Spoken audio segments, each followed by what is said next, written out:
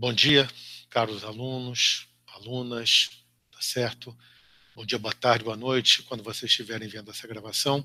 Hoje o nosso tema, etapas da construção do Estado socialista na Rússia, tá? Sequência ao estudo da história da Revolução. O processo revolucionário nós já estudamos e agora nós vamos para o processo do pós-revolução, quando os bolcheviques, liderados por Lenin, deram início, então, ao projeto de construção do Estado socialista. Então, vamos dividir em três partes, é como tradicionalmente é dividido, são três etapas: comunismo de guerra, 1918-1921, a NEP, nova política econômica, de 21 a 1928, e a chamada economia planificada, isso, os chamados planos quinquenais, se você preferir, que vai ser, na verdade, considerado o modelo soviético de socialismo, esse de 1928 até 1985, mais ou menos, quando assumiu a direção do Estado soviético Mikhail Gorbachev e iniciou um projeto de reformas no campo econômico, a perestroika, no campo político, a glasnost. Esse tema nós não trabalharemos, perestroika, glasnost, nós não trabalharemos nessa aula, certo? Então vamos começar, vou dividir aqui a tela com vocês, compartilhar, certo?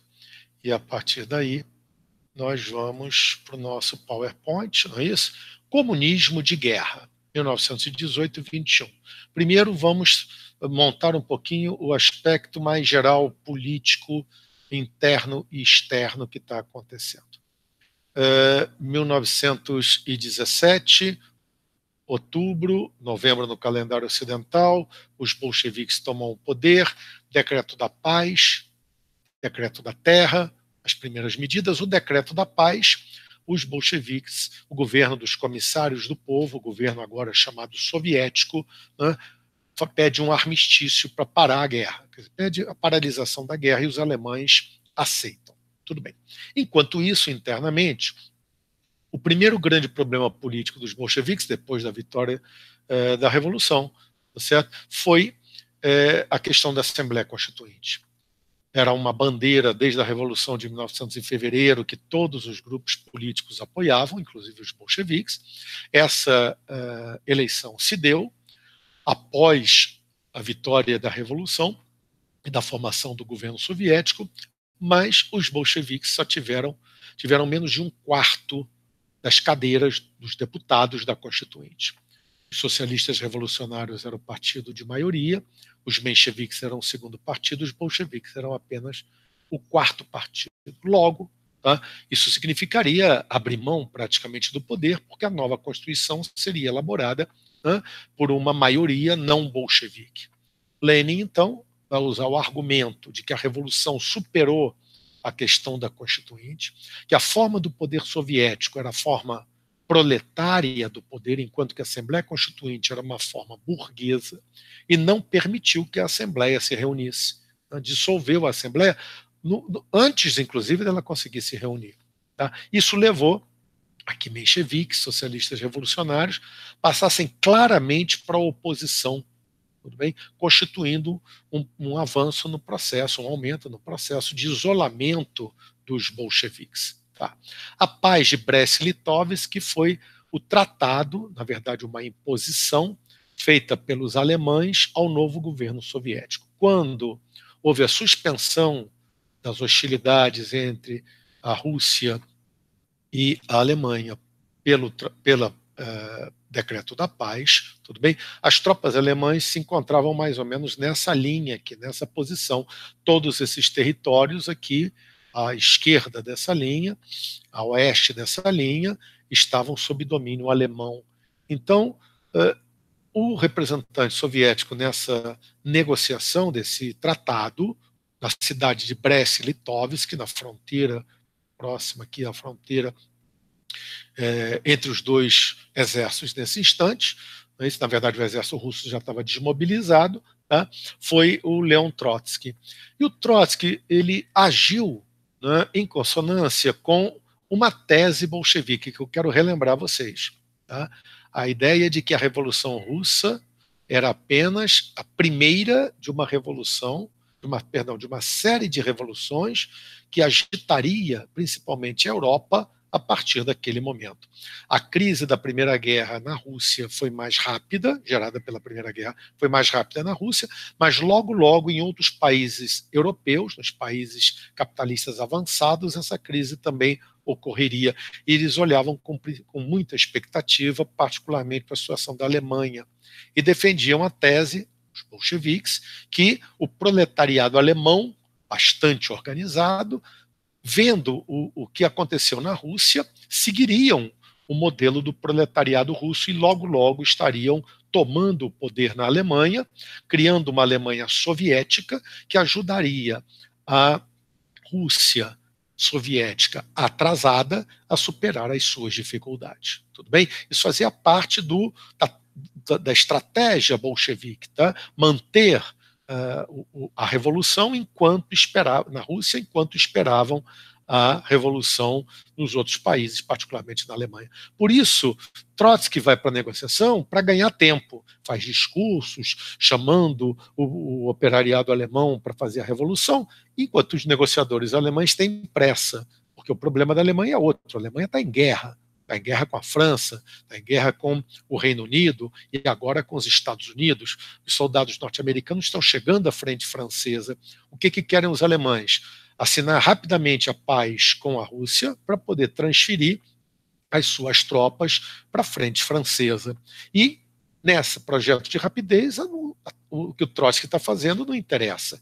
Então os alemães, numa metáfora, colocam a arma na cabeça do negociador, ou do dirigente soviético, e diz o seguinte: olha, vocês têm 3 dias para responder, tá? Ou aceitam as nossas condições, aí não era mais negociação, era uma imposição, ou então nossas tropas começarão a se movimentar outra vez. E elas efetivamente começaram, inclusive, a se movimentar antes do prazo, gerando um pânico dentro do governo bolchevique, que estava aqui na capital, Petrogrado. Tudo bem? Lenin, então, toma a decisão de que Trotsky tem que voltar e assinar o termo que os alemães exigirem. E este foi o Tratado de Brest-Litovsk, pelo qual a Alemanha incorporou ao seu território todas essas faixas que pertenciam até então ao antigo Império Russo, agora a República Russa.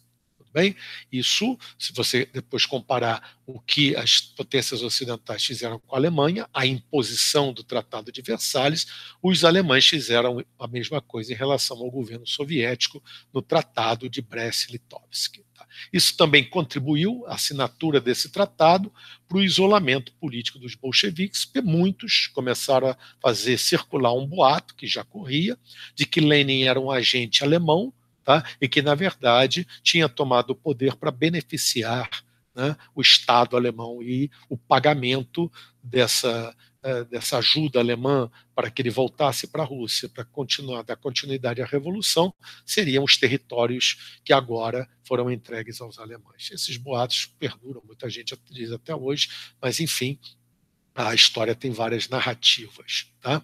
Os bolcheviques isolados bem começam a tomar medidas duras, até porque muitos dos seus adversários, particularmente ligados à oficialidade da nobreza, tudo bem, da nobreza russa, os antigos generais e almirantes, começam a constituir um exército, que será chamado de Exército Branco, para tentar derrubar o governo bolchevique e restaurar a monarquia. Tudo bem? Começa a Guerra Civil. Diante dessa situação, isolados, tudo bem? Os bolcheviques, logo, logo falaremos, tomarão medidas duras. Mas eu quero aproveitar que a gente está falando um pouco nessa ideia dos bolcheviques, né, nesse projeto da revolução nos outros países da Europa.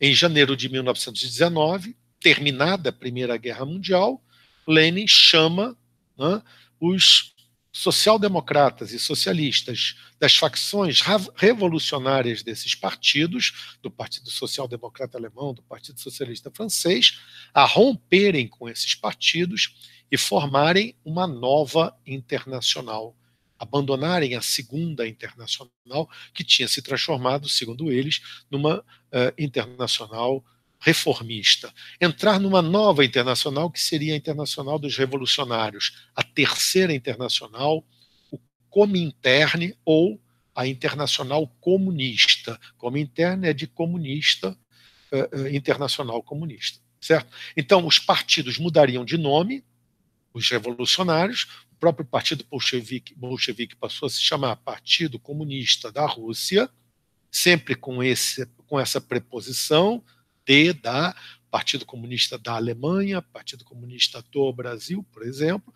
Esse D significa que esses partidos são seções nacionais de um organismo internacional.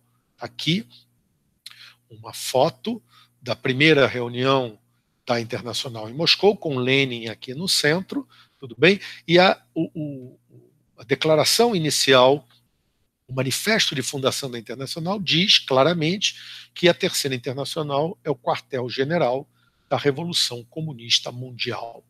Que, portanto, vocês percebam uma linguagem militar.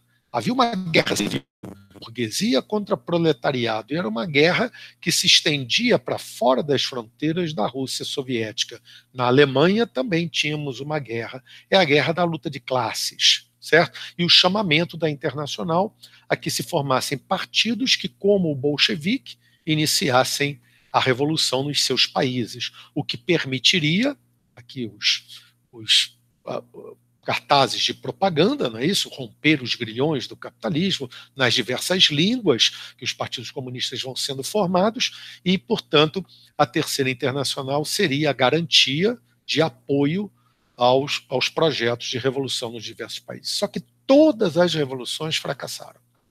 Na Alemanha, na Hungria, na Itália, em várias outras regiões, elas foram derrotadas, o que contribuiu para o isolamento dos bolcheviques, claramente, e uma mudança de planos. Agora, o Partido Bolchevique, o governo soviético, ele tinha que, a todo custo, lutar para se manter no poder contra os seus adversários internos e externos. Por isso, entramos nas repercussões políticas, aqui embaixo, a formação, as medidas tomadas duríssimas, a tcheca é a polícia política de repressão interna, certo? Que claramente prende os adversários, fuzila em muitos casos, tortura, depois será chamada de GPU, depois de KGB, e o Exército Vermelho, cuja organização é feita por Trotsky, que seria o exército soviético para combater os que eles chamavam os contra-revolucionários, os brancos, que tinham diversos matizes, mencheviques, socialistas revolucionários, setores da nobreza, burgueses, grupos nacionalistas ucranianos, bielorrussos,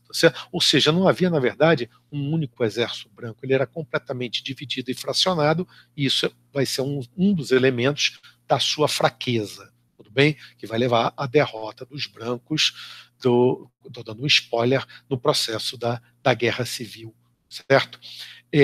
Os governos dos países capitalistas também ajudaram de alguma maneira, de forma mais direta ou indireta, esses exércitos brancos, mas aos poucos, né, a partir principalmente do final de 1919, as suas populações, as populações desses países não querem mais saber de guerra, querem os soldados de volta para casa, e esse apoio começa a diminuir, o que também vai enfraquecer as forças contrárias aos bolcheviques. Mas outras medidas duras, eu diria até duríssimas, foram tomadas pelos bolcheviques. Uma delas está aqui, proibição da existência de partidos hostis à ordem socialista. Só que, na verdade, os bolcheviques entendiam que o único partido favorável verdadeiramente ao socialismo era o deles, o Partido Comunista, agora o nome era esse. E, portanto, os mencheviques, que eram socialistas, os socialistas revolucionários, que também defendiam um projeto socialista, os anarquistas, que defendiam um projeto anticapitalista, mas que eram projetos diferentes da ditadura do proletariado proposta pelos comunistas bolcheviques, eles serão proibidos de existir legalmente. Então, o único partido que pode existir legalmente na Rússia soviética é o Partido Comunista, os antigos bolcheviques. Tá? Isso gera uma crise nos soviets. Essa crise é porque os soviets eram uma representação política de operários, camponeses, soldados, marinheiros, mas que tinham diversos partidos dentro dele, partidos normalmente de tendência socialista, socialistas revolucionários, mencheviques, anarquistas, todos eles estavam presentes nos soviets juntamente com os bolcheviques e agora não podem mais estar, são expulsos. Para você ser membro de um soviet, para ser eleito a um soviet, você tinha que pertencer ao Partido Comunista. É o partido único que começa a ser colocado em prática. Isso aqui, eu sempre gosto de citar, cumpre uma espécie de uma profecia feita por uma militante revolucionária da social-democracia alemã chamada Rosa Luxemburgo, que em 1905 escreveu um texto comentando a ideia de Lenin a respeito da organização do Partido Revolucionário, aquele partido de quadros, aquele partido fechado. E ela disse o seguinte: o problema é que esse modelo de partido vai levar à seguinte consequência. Primeiro, o partido vai substituir a classe operária. Posteriormente, um comitê central de líderes vai substituir o partido. E no final do processo, um líder substituirá o comitê central. O primeiro passo da profecia foi dado. O partido substituiu a classe operária, que era plural, que tinha membros que defendiam as teses mencheviques, socialistas revolucionários, anarquistas ou qualquer outra, e agora não podem mais participar. O passo seguinte será dado no final da Guerra Civil, quando a situação da Guerra Civil estava quase definida, embora não completamente definida, mas havia um problema gravíssimo de fome, de abastecimento da população, por questões que nós daqui a pouco vamos trabalhar na parte de economia, certo? E aí, Lenin, diante da revolta do Kronstadt, que foi uma revolta de marinheiros da Marinha de Guerra Soviética, marinheiros que durante a Revolução ficaram completamente do lado dos bolcheviques, uma força fundamental do processo revolucionário, bem? E que agora se rebelavam e lançavam uma nova palavra de ordem: todo o poder aos soviets, abaixo os bolcheviques, porque consideravam que os bolcheviques traíram a revolução na medida em que implantaram um partido único, acabando com a democracia soviética.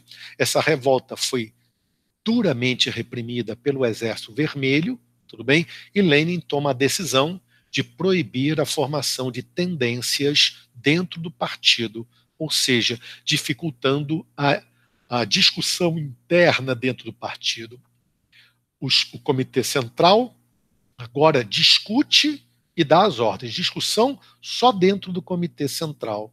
Agora, os demais membros não podem discutir. Então, o segundo passo da profecia de Rosa Luxemburgo foi concretizado. O terceiro passo será Stalin assumindo plenos poderes em 1928, que a gente vai ver isso. Por outro lado, no campo econômico, o comunismo de guerra também as medidas foram duríssimas, tudo bem? O conjunto de medidas, então: extinção da moeda existente, você vai ter a circulação de mercadorias, compra e venda a partir de bônus ou de títulos gerados pelo Estado. A ideia aqui era fragilizar os setores que tinham recursos monetários, como nobreza, burguesia e membros da Igreja Ortodoxa. A ideia era fragilizá-los. Bem? Foram estatizadas todas as atividades econômicas, comércio, indústria e o setor financeiro. A única coisa que não foi estatizada foi a propriedade da terra. Dentro do decreto da terra, o camponês continuava com o direito à propriedade privada.